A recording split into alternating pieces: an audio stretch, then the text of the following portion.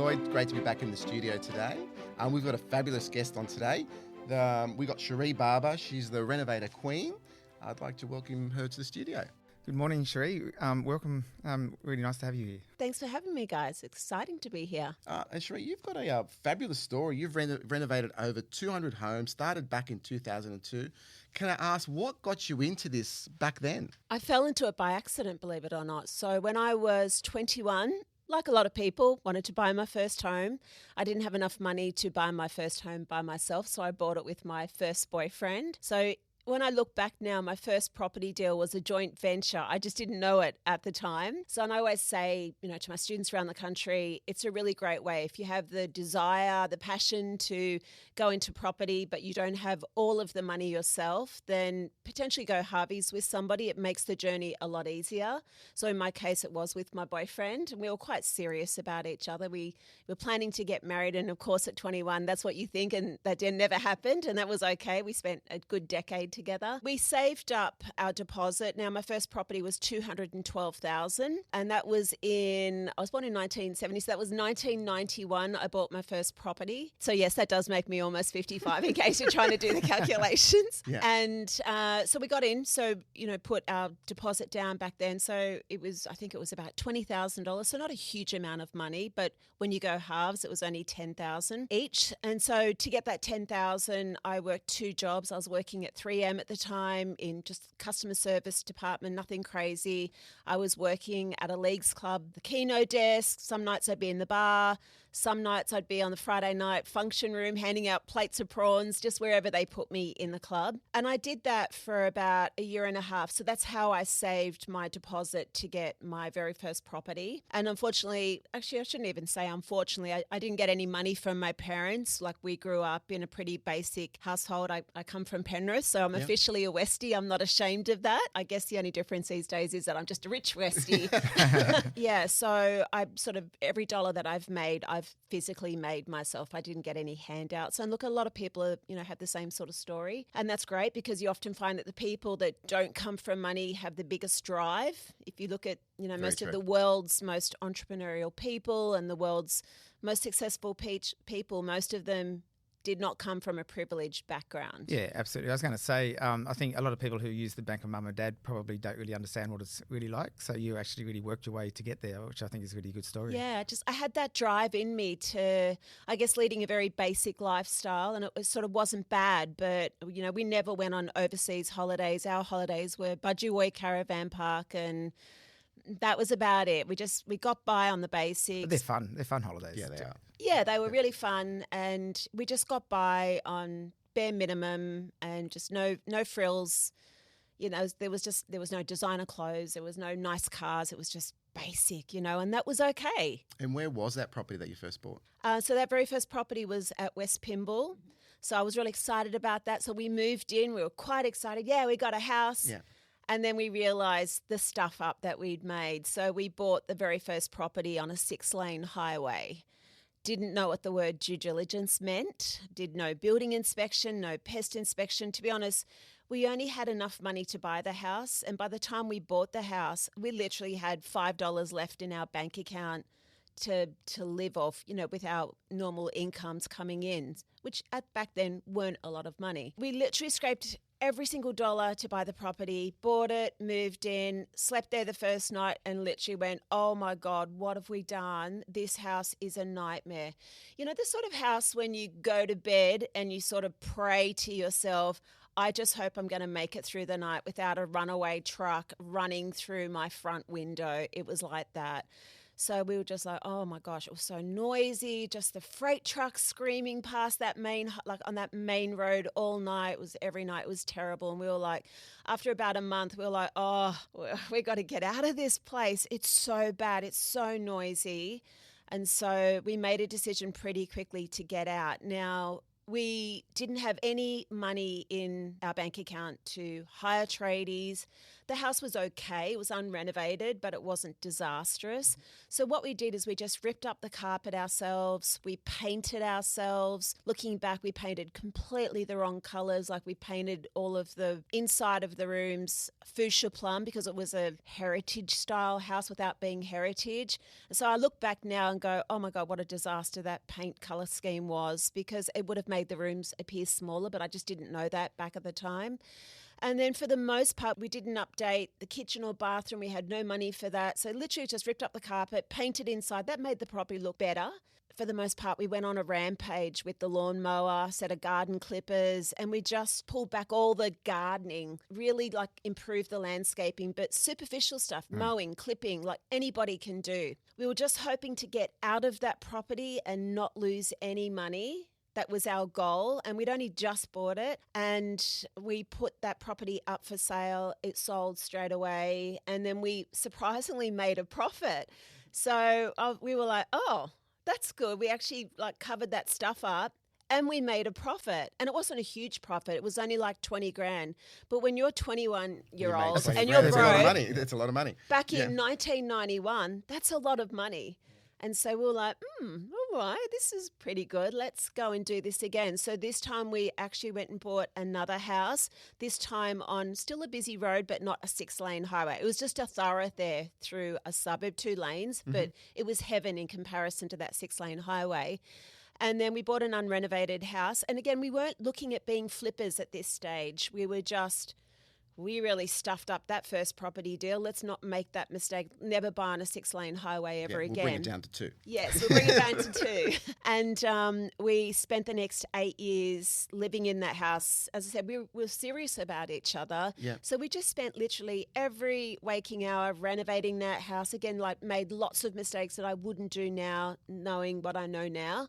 And we ended up breaking up. So we were together for 11 years and we bought a property in West Pymble again. So we stayed in the same suburb. We bought that second house for $275,000. So that with that 20 grand that we made, that obviously went to stamp duty and all that sort of stuff. And it's very tempting as a 21-year-old when you see sort of like 20 grand hit your bank account. Very tempting to make a quick trip to Tiffany & Co. But we didn't. We were sensible. And so we didn't spend any of that. And so we went and bought that second house. And then we just, as I said, we started just slowly renovating it as our time, as our money allowed. We bought it for $275,000. I was still working that job, that part-time job at the club. So my income sort of paid from 3M, paid for the mortgage, my half of the mortgage. And my job at the Leagues Club paid for the renovation costs. So we got a kitchen company in, which was a big mistake, to pay the kitchen for that way, Harvey's. And so that's how I sort of funded my contributions. And then we split up 11 years later and still great mates today, which is always nice if you end a relationship to be friends. And we ended up splitting the house in half. And my partner at the, he took his half, I took my half. And so we sold the property, I think it was for like $875,000. So it was a good profit. 8 years later. So that, there was the value in the renovation, but there was also capital growth for the most part. And if I had to say, honestly, was it more capital growth or more renovation? It was more capital growth because the renovation that we did back then wasn't even great, knowing what I know now. So I then went off by myself and I thought, okay, what am I going to do? Now, the reality is I got ripped out of school when I was 15.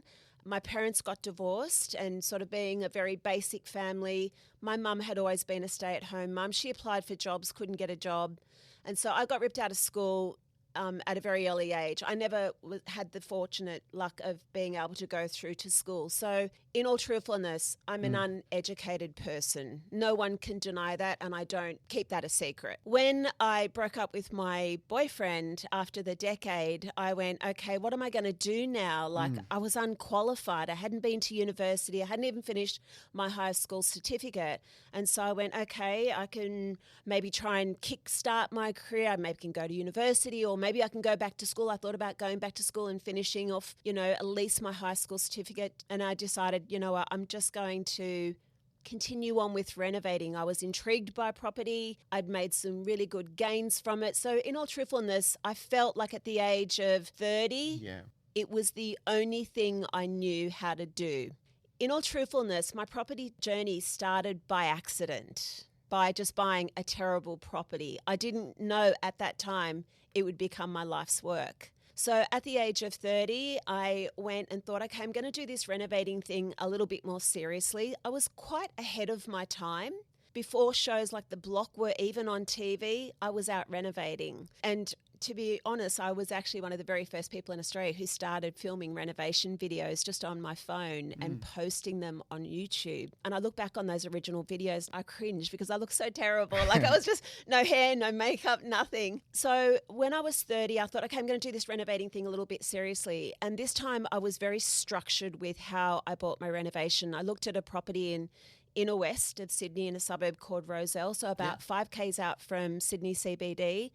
I spent 3 months doing intensive due diligence. So I didn't launch into it. I was very considered. I started going to all the auctions, every single auction, every Saturday. So every Saturday, every Sunday, I was at the auctions. You're doing your homework. I was doing my homework big time. I went through every single open for inspection. I went to every single auction. Real estate agents were like, who are you? What are you doing?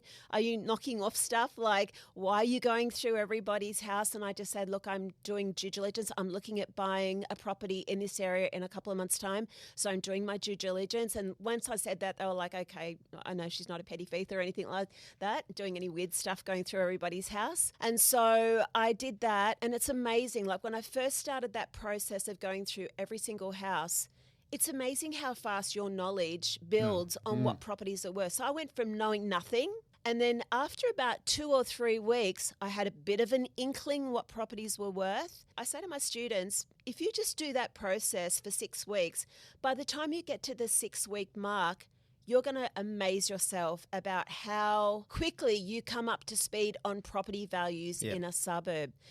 By going through every single property, I learned, and I was really clever. I actually watched which properties had most interest, so which properties buyers were hanging around more, like which properties they were sussing out more. You could just tell. So I was watching the people going through the properties. I'd go to the auction, I could see which properties were attracting higher bids, what features people were more attracted to. So I just did all that really solid. What features did you find they were more attracted to? They were definitely more attracted to like 3 and 4 bedroom properties. So in that suburb, there's a lot of semis, 2-bedroom semis. So I saw that there was a surplus supply of those, and there was a shortage in particular of 4 and 5 bedroom properties. So I started putting 2 and 2 together that, okay, you don't create a product where it's in mass supply. You create a product where there's short supply, because if the demand's there, it'll always sell. So I just got, and like I said, I'm not the most intelligent person, like I truly am not. And I'll probably say some really stupid stuff on this podcast today.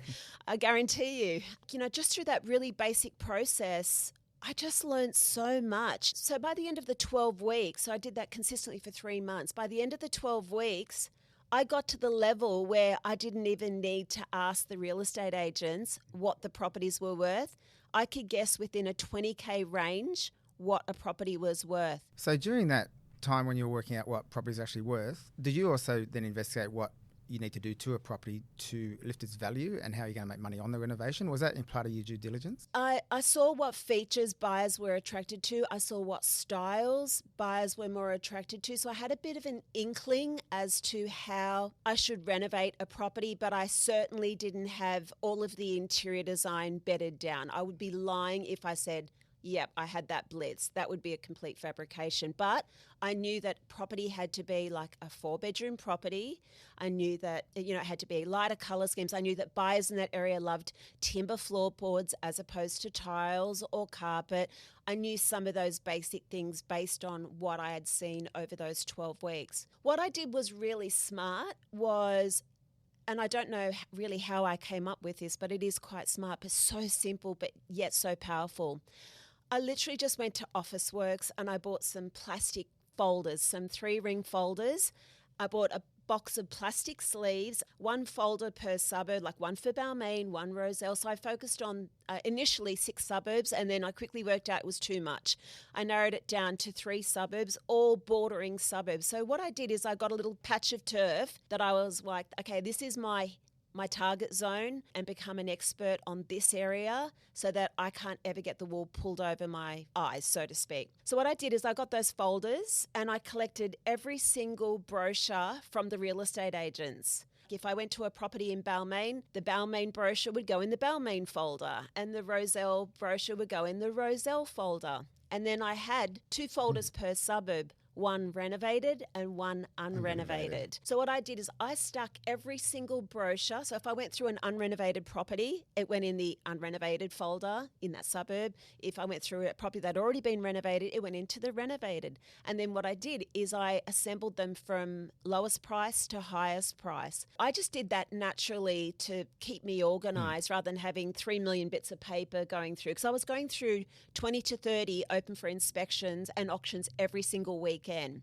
the bits of paper quickly add up, the brochures. So what I didn't realise by default is that I was intrinsically tracking pricing disparity in a suburb. Now, for your listeners that don't know what pricing disparity is, it's the range of low to high prices in a suburb. And as a renovator, that's the holy grail. 100%. That's right. You buy low, you sell high. And so I didn't realize at the time I was actually tracking it. So then I had this ability to then go and go, well, this property sort of fits in this sort of price range here. And if I can convert it to this, turn that property from, say, a 3-bedroom property into a 4-bedroom property, I can get to here. You already had the resales of what it's going to get. And then what I did is after a period of time, I then put subdividers into that folder. So then I put 2-bedroom property, 3-bedroom, 4-bedroom, so just tabs, paper tabs. And then they were assembled in high to low dollar values. So I got really micro marketing. I got the pricing disparity for 2-bedroom properties, 3-bedroom properties, 4-bedroom properties in that suburb. And that was my ticket to success, because it meant that I knew so intrinsically, better than the real estate agents, what properties were truly worth unrenovated and renovated. And my knowledge got so good, and I became known in my suburbs as a renovator, like really early on. And it's sort of laughable because, as I said, I'm not that educated, but really educated, really smart in property. And so I got known as the girl that was renovating around that area, and to the level where valuers would actually ring me for an estimation of what a property was worth, even though I wasn't a real estate agent. Well, you'd seen more properties you know, than a real estate you keep agent. saying you're not educated, but you're actually educating yourself really, really well, because you ended up getting a real niche there, because it's all about that due diligence and actually learning all about the market. And I think that's the key thing about when you're buying in a local market, to actually know everything that's in that market. So I think you're really totally educating yourself. When you're looking at those properties, to what extent were you looking at sort of doing a cosmetic renovation on, say, a 3-bed to a 3-bed versus buying a 3-bed and saying, oh, okay, here's the floor plan, I'm going to try to turn it into a 4-bed to try to increase its value more and to open up to a different market? At that stage that I was doing that 3 months intensive due diligence period, I really sort of didn't even know the difference between a cosmetic and a structural. So I certainly wasn't looking for that in that 3-month intensive due diligence period. I just knew that by the time I found a property, I would then work out what the renovation strategy would be. Would it be a cosmetic reno? Would it be a structural reno? So I didn't have that mapped out. I just knew that when I knew the property, when I saw the property, I knew enough from knowing the difference between an unrenovated and a renovated property, just purely from going to those open for inspections and seeing what buyers were really attracted to. I was also going to the auction, so I also worked out very quickly which agents were great in the suburb and which were really bad. And I also worked out which auctioneers you hope and pray you never get when you're trying to buy the property, and which auctioneers you do. Like any occupation, you have good and bad real estate agents.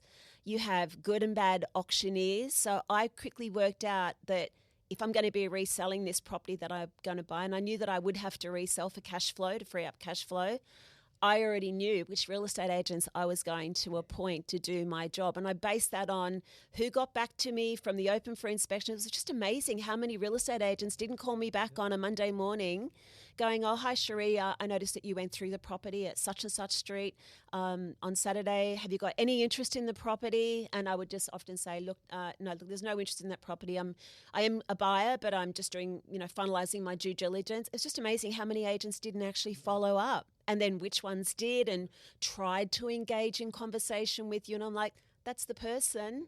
I'm going to, I sell my property, that's the agent. I just knew, so it uncovered a lot of stuff by default. In a lot of regards, I liken a lot of things in my career as happening by accident. I fell into renovating by accident. I sort of fell into my due diligence system by accident. I am very systems orientated, and I was fortunate enough that I got that education from 3M, who invested in project management and some training in me. Because I was such a hard worker and very dedicated, they were like, this girl is she's motivated. She's motivated. She's got drive in her. Yeah. And so I think that goes a long way just in life, full stop. You don't have to be a renovator. You can be anything, really. For example, I've just hired somebody for my company who's joining my company in about 4 weeks' time. And he's not exactly the right person for the job, but he's got so much drive and passion. And I know that over time he's going to be a fantastic team member. So I think that's a big lesson for people. It's about getting the right person, isn't it? Yeah, more than anything. Exactly. Yeah. And did you normally have a timeline? So you've bought the property. Did you normally stick to a time and say, I've got to do all the work and then resell it in this specific time period? No, not back then. Right. Now, these days, 100%. So back then, what I did is I was, after 3 months, I was feeling confident. I went to an open for inspection, and then I found my first professional property. I went through that property and I was like, this is the one. I just knew, because I'd done so much homework, become such an expert in the suburb, that when it came along, I was like, this is the golden egg. And so I bought that property for $537,000. It was an 8-week renovation. I was working my full-time job. So it's definitely possible to do your first renovation whilst you're working your full-time job. Is it harder? Yes. It's always easier if you're on site, but it's not impossible. So it was an 8-week renovation. I was working my full-time job, and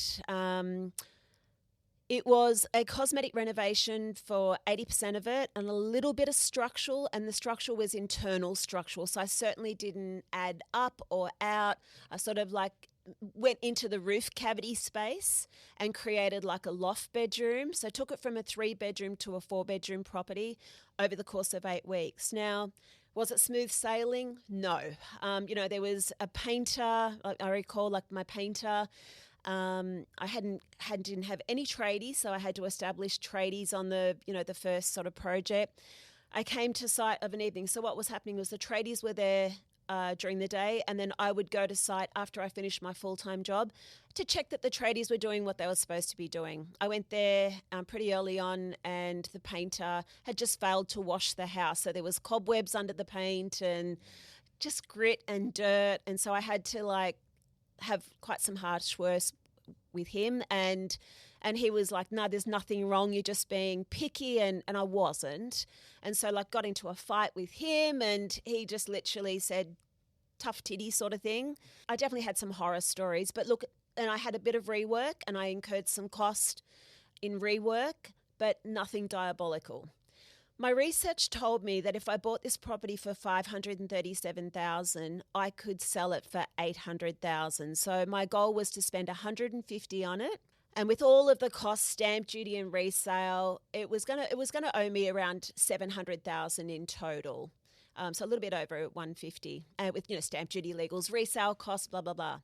So I was in for, my cost price was about $700,000, and I was hoping to resell for $800,000. So in my mind back then, I was like, if I can make a quick 100G, I'm a happy girl over 8 weeks whilst I'm working my full-time job. Yeah.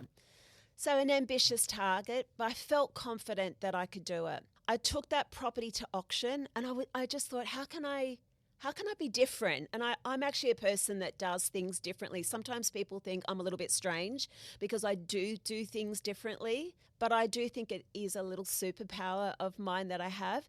So at the auction, I thought, okay, how can I make this auction? How can I drum up the most amount of interest in this property? So what I did is I threw a party on the auction night. So I sent out invitations to literally 4 or 5 streets, a circumference of 4 to 5 streets around the whole property, saying auction party come. I actually had waiters, so hors d'oeuvres, like, basically finger food. I couldn't supply alcohol because if somebody gets drunk, you're in Can't trouble. buy the It's house. not legally binding if some piss pot, buys your property. And as luck would have it, it was torrential rain that night. I was like, so I had like a little string quartet, totally not my style of music, but, it was just like added to the ambience. And then had all the finger food, did all that sort of, you're invited to the auction party, come along. And as I said, torrential rain, like it couldn't get any worse. And then as it turned out, over 150 people, and I threw the auction, on a Friday night. You put it on Friday, not on a Saturday. Yeah, I was going to ask you that question. Because everybody has their auction. That's so me too. Yeah. So I threw it on a Friday night at 7:00. And that house, you could not get in that house. On torrential rain, there was over 150 people turned up at that auction. Standing room only. Everybody was packed in like sardines. I literally couldn't get in the house myself. So I was pushed into one corner of the bedrooms right at the front of the house. The auction is right at the back. The auction started. I already had the best auctioneer because I'd already been to all the auctions. I had the best agent on the job, and I'm still really great friends with her today. And cut a really long story short, I was hoping for 800,000, and that auction hammer went down at 955,000. Wow. Yeah. So I walked away with $268,000 net profit. And that was my Not bad for 8 weeks' work, right? Yeah, working part-time. Yeah. I was still working my full-time job. And that was my sliding doors moment when I just went, that's it. I'm a professional renovator. I'm going for it. And so in that first year, so I sold that property again. It was so tempting to buy a really nice car because I've never had anything really nice.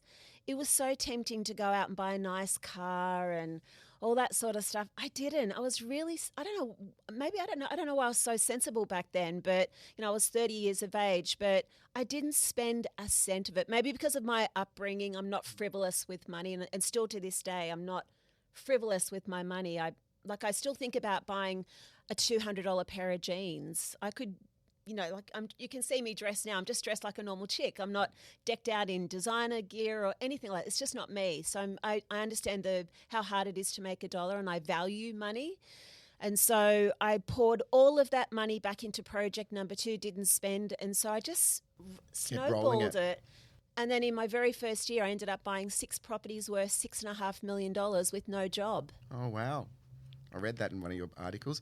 And if I can just take you back a little bit, obviously you needed to create your dream team like Lloyd talks about in his book. He talks about creating your dream team with your tradies and finance people. How did you go about that? Because you're very systematic, so I'd be very interested to know. Back then I just hired whoever. So I didn't really understand all of that. Like, it was fair to say it took me a whole decade to sort of learn to really master the art and science of renovating. I got ripped off by every single tradie possible. I did things in the wrong order. I renovated the properties in sort of like the wrong colour scheme that I now know you shouldn't have done that. So how did you learn those new colour schemes and by what was trial right? And error. By trial and error. Yeah. Yeah.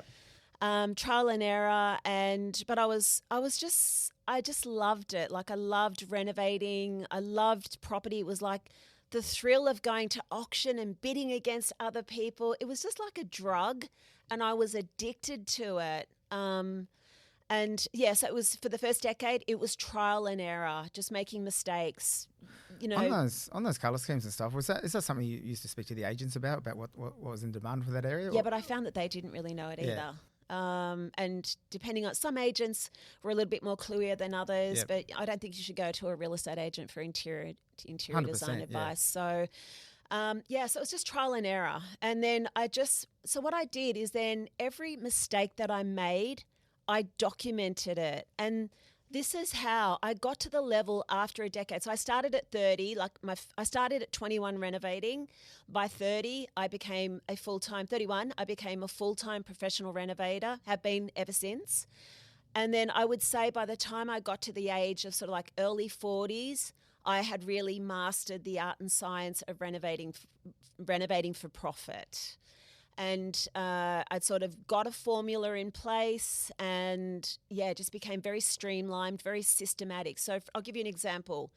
Whenever I stuffed up and made an error, or I did something like bought a property in that was maybe not so, like a corner block, I would learn, like my third property was a corner block, and that property took longer to sell because, let's face it, when a car goes around a corner, you hear the acceleration of brakes.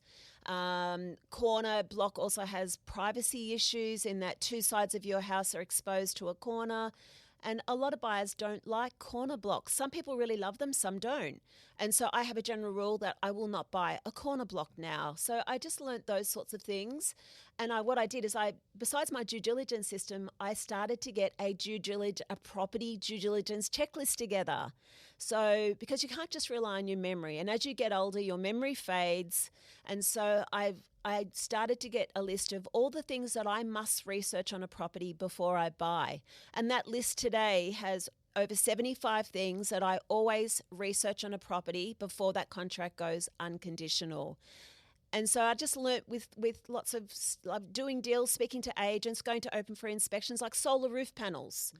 I quickly moved from being a sort of cosmetic renovator to a structural renovator. And one of the lessons that I learned was solar roof panels. If you're doing a structural renovation, your extension can't overshadow your neighbour's solar roof panels at any time of the day. So on my due diligence checklist, when I was on site with with my architect, he said, you're going to have this issue on this property street. It was enough for me not to walk away from that property and not buy it. And I added that, solar roof panels, check. There was another time where a property where I got caught on the underground sewer lines. Now, everybody gets a building and pest inspection done on their property, but they don't get a CCTV camera inspection. So when I buy a property, I'll pay a plumber to go out during my due diligence, my conditional period. I'll pay a plumber $500, somewhere between $350 to $500, depending on which plumber you use, to put a camera down under the lines and do that CCTV plumbing inspection to tell me if any of those underground pipes have got tree roots growing through them, if they've got cracked pipes, because those errors can cost 5, 10, 15, 20 grand to fix. I'd rather know that now before I buy so I can negotiate it off the price than be lumbered with that post-purchase. So what would you, for our listeners out there... Sorry, am I talking too much? No, it's all right. For our listeners out there, what would be 3 mistakes that you've seen happen the most? Buying the wrong location, so poor locations, busy road, maybe a corner block. Corner blocks are great if it's more so a property development deal, a duplex or a granny flat, but not so great from a renovation perspective for somebody who wants to own that property as an owner-occupier. I also see people buy the wrong property. So we are a nation of DIYers. We are addicted to renovation shows. And so people buy an ugly property thinking that ugly property can be something more. It's like saying, hey, I want to be a supermodel. Now, I can't make myself a supermodel, let's face it. I can't, right? And same principles apply to a house. Certain houses have limitations. Certain apartments have limitations. Sometimes you just can't make something look better than what it is because it's fundamentally flawed. It's got a bad layout. It's got windows in the wrong location. You can fix all of those things, but they come at a cost, and that cost could far exceed what you can resell it for. So buying the wrong sort of property. And I think just not knowing how to manage a renovation systematically in a step-by-step process. So that's what I did. And I guess that's how I came to be labelled by the media as Australia's Renovation Queen, is because I was able to buy the right property to begin with because I know how to do proper due diligence. I bought properties that were diamonds, never duds, because of my property due diligence by checking those 75 things. And it sounds like a lot, but it's very quick. I can do them in a day or two at most. And then I was able to do my renovations in a very systematic way. So what I did is I started developing step-by-step guides of where you start and where you finish on a renovation. So I got my renovations after 10 years. As I said, it took me 10 years to work it all out. I got my renovations to a level where they became nothing more than a cookie cutter process, where I was able to replicate, for the most part, the same look, the same feel. My tradies, I started using the same tradies. So they'd literally come to a property and they'd say, so what's happening at this project, Cherie? Same thing? Yep. And so I got to a level where I didn't need to be on site all the time. And so I became like a production line for time, cost and process efficiencies. Yeah. With the costings of a project, do you look at how much you need to spend versus what you should sell it for? Or do you sometimes look at a percentage of the purchase price you should spend on the renovation? Both. So what I do is I do layers of due diligence. I do like what I call my high level feasibility. So I developed calculators. And so I was quite systems orientated. So what I did is I developed calculators where I could plug in whatever price the agent was asking for a property. I'd plug in the purchase price and it would tell me straight away within seconds what I need to resell that property for. So for example, and I'm just pulling numbers hypothetically out of the air. Don't pay attention. Certainly none of the listeners sit there with your calculator because I'm just plugging. I don't have my calculator here. But let's say, for example, you bought a property for $700,000. I plug it into my calculator. Let's just say hypothetically it spat out $900,000. They aren't the correct sums, but anyway. What I would do is, okay, the agent is asking $700,000 for this property. I need to maybe turn it to maybe keep it a 3-bedroom, but just renovate it cosmetically. My calculator is telling me I need to resell that for $900,000. Now, Cherie, can I do that? What I'd do is I'd go back to my due diligence system. I'd go straight to the 3-bedroom properties and I'd look for evidence of $900,000 properties. Now, if I go to my property due diligence system and there's no properties at $900,000, but there's properties that are selling that I know I can make similar for $850,000, do I walk away from the deal, yes or no? I think you're going to walk away from the deal. Oh, my God, Armando. No. No, you're not. You give up that easy on a property deal? Well, I'm following your schedule. On you. You need to buy the property for a better price. Or you negotiate the price down possibly. Correct, yeah. So I go, okay, it doesn't stack up at $900,000. So the agent's asking $700,000. It stacks up at $850,000. Therefore, I need to offer $650,000. That's right. So you never... That's why he's a selling agent. Yes. We need to make you a renovator as well. I've done plenty of those too. All right. So what would you give advice to people out there renovating? 3 simple things they can do to improve their value. Of their home? Their home. If they're going to sell it soon, 3 simple things they can probably do themselves to help improve the value. Definitely. You mean in terms of the actual renovation changes? Or just get it ready for market possibly. Get it ready. So I think first of all, find out what buyers want in the area. It's like the old adage, find out what your buyers want. Doesn't matter if it's renovating or a car. What do the buyers want? And then create that product. Your property is a product. At the end of the day, you're selling your property. It is a product. So make the product as desirable as possible by knowing what style, what colours, what the look that property buyers are actually wanting. I think if you are going to sell your property, you have to get the best agent, and if you are going to sell that property, you have to get the best auctioneer. So go to those open for inspections, go to those auctions, really do your homework, because it's amazing how quickly you'll see who's good and who's bad. You can't afford, when you're selling your property or you're getting it ready for sale, you can't afford to have bad people on your team, because it can mean the difference between tens of thousands of dollars that you're potentially losing. And I think the third thing is just I guess if it's somebody's own home, you don't have to worry about it so much. If it's an investment property, just pay attention to timing, because obviously when you sell a property, you've got capital gains tax. You can delay your capital gains tax by up to a year if you're conscious of what time you sell your property for. Yeah, I guess for a third tip for homeowners, what they can do, I think invest in property styling. I work on Space Invaders, a decluttering show, and I can't tell you just how much clutter can negatively affect the look of your property. So clean up your property before you sell, like declutter, get rid of all your personal photos. You've got to create a setting where buyers can imagine themselves living in. They really don't want to be looking at your happy wedding day photos. You've got to create that neutral environment that appeals to them emotionally, that they can imagine themselves living in. Thank you very much, Cherie.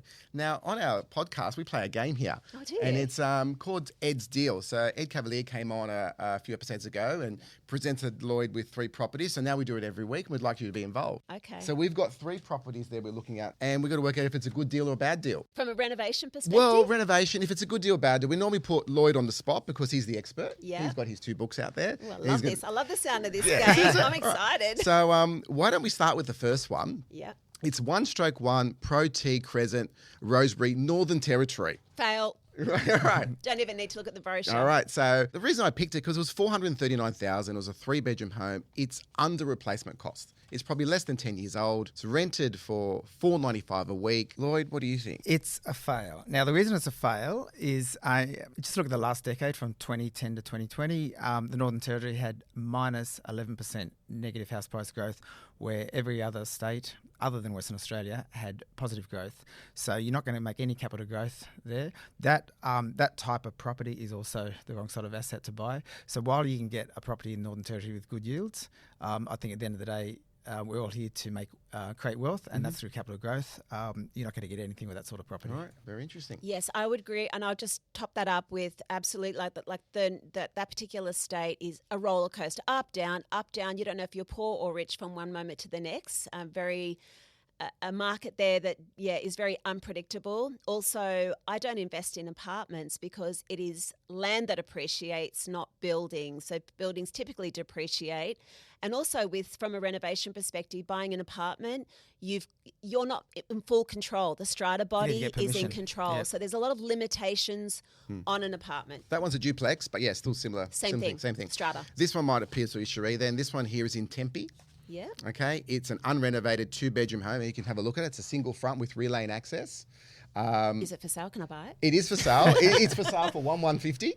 Right. Relay access. What do you think, Lloyd, on that one there? It hasn't got a rental value on it because obviously it needs renovations. It's on Underwinds Road though. So you know that busy one. road. Unwinds Bridge Road is a very busy road. So I think Cherie's probably learned her lesson not to buy on roads like that. One of the problems with renovating a road like that is that can be a bit of a nightmare because you've often got to have traffic management control and all sorts of things, so that can add to costs. There's not going to be that much demand, I think, for that sort of property. It's going to be hard to renovate. The other thing that would concern me about that is there's only 2-bed, and looking at the floor plan there might be a hard one to turn into a 3-bed. I don't think 2 beds are right for the demographic, for the family around there. Yeah. And what do you think, Cherie? It's a fail for me just based on the location. Also, it's a very long, skinny block. And so the building footprint already consumes a large portion of the land. So you've got a thing called floor to space ratio. I guarantee you if I did all the calculations, that's already on the floor to space ratio. The council won't allow me to build up because it's already over. So that's a no. We should bring Cherie's book in to run it through our deals on our 100%. deals. All right, so last one we've got. This one I thought was a little bit interesting. I haven't seen it before. It is a 3-bedroom apartment in Torella. Price guide is $960,000 to $1,050,000. It's 177 squares, so it's quite a big unit. It's got pools, gyms, and all the rest of it. But what was a little interesting was they've actually split it, so it can either be a 3-bedroom apartment or a 2-bedroom apartment and a 1-bedroom apartment. I don't think they can assume that. No, have a look at the floor plan on this one. You'll see it here, like they've split it. Oh, yes, I know that the sellers are saying that, yeah. but I guarantee you they've put subject to council approval, and I guarantee you, because you can't do that to an apartment. I mean, sorry, this is an apartment or a duplex? No, it's an apartment. It's unusual how they've done this setup with a split door access to the left and right, 2 kitchens, 2 bathrooms. Yeah. So they've sort of set it up that way. I don't believe you can legally get that through council. All right. So, look, it is a nice apartment. Strata's $1,500 a quarter, which is quite high. Yeah, it's not something that I would buy again. I don't buy apartments because I don't have control. It's all about control. And as I've talked about in my books, we don't really do anything in apartments. Apart from everything we've talked about, one of the problems I have with apartments is that there can be issues within the building where you might get special levies. So if the building gets concrete cancer, for example, every owner within that building needs to pay a special levy, even if there's nothing wrong with your apartment itself. So you can't really control. So you might have a lot of outgoings that come in, and suddenly you've got a $50,000 bill for something that you can't control because something in the building. So it's best probably to avoid things like that. Maybe nice for lifestyle if you want to buy something like that to live in. Even that, I probably would. All right, so this week we got no deals. No deals. No deals next week. And you know what? That's okay not to have any deals. You don't want to buy property just flippantly for the sake of saying, hey, I bought a property. That's probably good advice. And on that, we might have to end our show. And Cherie, thank you so much for coming in. It's been a pleasure. Thanks for having me, guys. Nice to appreciate it. Thanks, Cherie.